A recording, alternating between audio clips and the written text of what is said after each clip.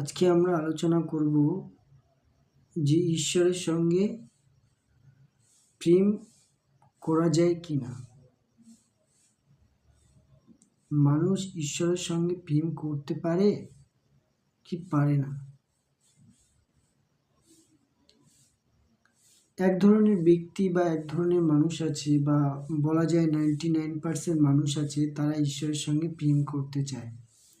তো তার জন্য তারা বিভিন্ন রকম রীতিনীতি, বিভিন্ন রকম ধ্যান, বিভিন্ন রকম ক্রিয়াকর্ম করছে যাতে সে ঈশ্বরের সঙ্গে প্রেম করতে পারে।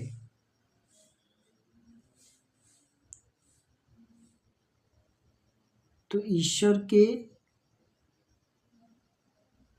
দেখার জন্য, ঈশ্বরের সঙ্গে প্রেম করার জন্য তারা বিভিন্ন ক্রিয়াকর্ম পদ্ধতি, ধ্যান, মেডিটেশন নামক বিভিন্ন ক্রিয়া পদ্ধতি করছে।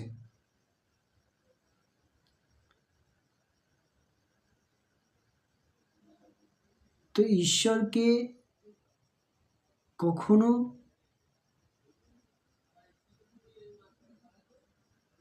দেখতে পাবে না, 1 নম্বর। 2 নম্বর, ঈশ্বরের সঙ্গে কেউ প্রেমও করতে পারবে না। একটা এক্সামের মাধ্যমে এই জিনিসটা আমরা বোঝার চেষ্টা করব।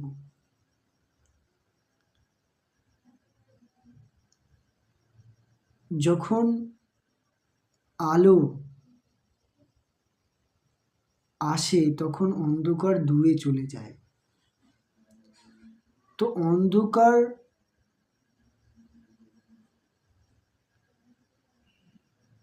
আলোকে যদি ভালোবাসতে চায়, আলোকে যদি প্রেম করতে চায়, তাহলে তো অন্ধকার আর আলো তো থাকতে হবে। আলো আর অন্ধকার একসঙ্গে পাশাপাশি থাকতে হবে। যখন আলো আসবে তখন অন্ধকার নাশ হয়ে যায়। তো প্রেমটা করবে কি করে? অন্ধকার আলোর সঙ্গে প্রেমটা করবে কি করে? অন্ধকার তো নাশ হয়ে যাবে, যখনই আলো আসবে তখন অন্ধকার নাশ হয়ে যাবে। তো প্রেমটা তুমি করবে কি করে? তুমি তো অন্ধকার, ঈশ্বর হলো আলো। তো তুমি নাশ হয়ে যাবে, তুমি শেষ হয়ে যাবে। আরেকটা এক্সাম দেওয়া যায়, আগুন এর মধ্যে যখন একটা শুকনো বেলপাতা ছেড়ে দেওয়া হয়, সেই বেলপাতার কোনো অস্তিত্ব থাকে না। একটা শুকনো বেলপাতা যদি জ্বলন্ত আগুনের মধ্যে দেওয়া হয়, তার কোনো অস্তিত্ব থাকে না। তো তুমি হলো বেলপাতা।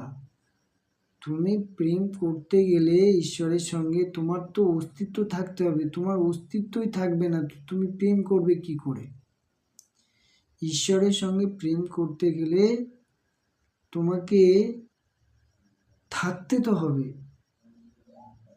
তো ঈশ্বরকে কখনো কেউ প্রেম করতে পারে না। তবে কেন প্রেমের কথা বলছে যারা মহান ব্যক্তি, তারা যে প্রেমের কথা বলছে সেটা সম্পূর্ণ আলাদা। সেটা কীরকম একটু বোঝা যাক। ধরো তুমি সমুদ্রে কিনারায় যেতে চাও, তো নৌকা তোমার প্রয়োজন। তো নৌকায় সঙ্গে তোমার প্রেম হতে পারে, কারণ নৌকা তোমার কিনারায় পৌঁছানোর একটা মাধ্যম। নৌকার সঙ্গে তোমার প্রেম হতে পারে। তো কোনো ক্রিয়া বা কোনো সাধন যখন তোমাকে সত্যকে স্পর্শ করাতে পারছে, তখন সেই মাধ্যমের সঙ্গে তোমার প্রেম হতে পারে। কিন্তু তুমি যখন কিনারায় পৌঁছে গেলে, তখন আর তোমার কোনো মাধ্যম থাকলো না। তুমি তখন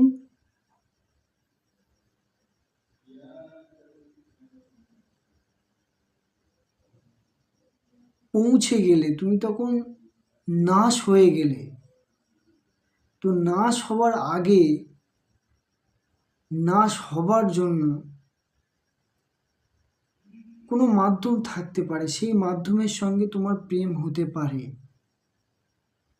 কিন্তু তুমি যখন ঈশ্বরেতে বিলীন হয়ে যাবে, তুমি যখন আত্মাতে বিলীন হয়ে যাবে, তখন তোমার কোনো অস্তিত্ব থাকবে না।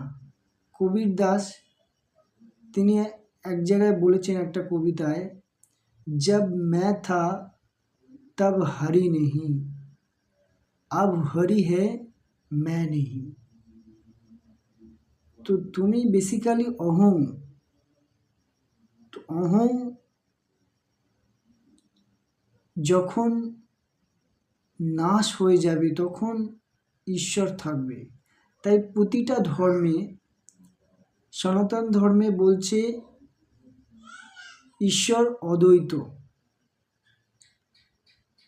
ইসলাম ধর্মেও বলছে ঈশ্বর এক বা অদ্বিতীয়। তো প্রেম করার জন্য তো দুজন থাকতে হবে, তুমি থাকবে, ঈশ্বর থাকবে, ঈশ্বর থাকবে বা তুমি থাকবে, তো সেখানে তো দুই হলো, অদ্বৈত কিভাবে হয়ে গেল? তো ঈশ্বরকে কখনো দেখা যায় না, কারণ যে দেখবে সে সেখানে গেলে নাশ হয়ে যাবে।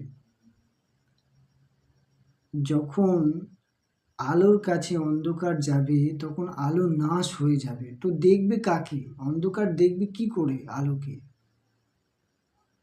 বেলপাতা আগুনকে কি করে দেখবে? কারণ সে যখন তার কাছে যাবে শেষ হয়ে যাবে। একটা প্রদীপ যখন জ্বলে রাতের বেলা তখন তার অস্তিত্ব থাকে, কিন্তু সূর্য এসে গেলে কিন্তু তার কোনো আর অস্তিত্ব থাকে না। তো ঈশ্বরের সঙ্গে প্রেম করতে গেলে তোমার অস্তিত্ব থাকতে হবে, অস্তিত্বই তোমার থাকবে না। তুমি যখন তার কাছে যাবে তুমি তাতে মিশে যাবে, তুমি বিলীন হয়ে যাবে, তুমি শেষ হয়ে যাবে, তুমি নাশ হয়ে যাবে। তো তুমি দেখবে কি করে তাকে? তো প্রেম অবশ্যই করতে হবে। যারা মহান ব্যক্তি তারাও প্রেম করেছে ঈশ্বরের সঙ্গে নয়, তারা প্রেম করেছে ঈশ্বরের সঙ্গে মিশে যাবার যে মাধ্যমগুলো ছিল, যে মাধ্যমগুলো তাকে সহায়তা করছে, সহযোগিতা করছে ওই আগুনেতে শেষ হয়ে যাবার, ওই আলোর দিকে এগিয়ে যাবার সহযোগিতা করছে, তার সঙ্গে প্রেম হতে পারে। কিন্তু ঈশ্বরের সঙ্গে প্রেম হতে পারে না, কারণ ঈশ্বরের সেখানে গেলে তুমি শেষ হয়ে যাবে, তোমার অস্তিত্ব থাকবে না। जब मैं था तब हरि नहीं, अब हरि है मैं नहीं।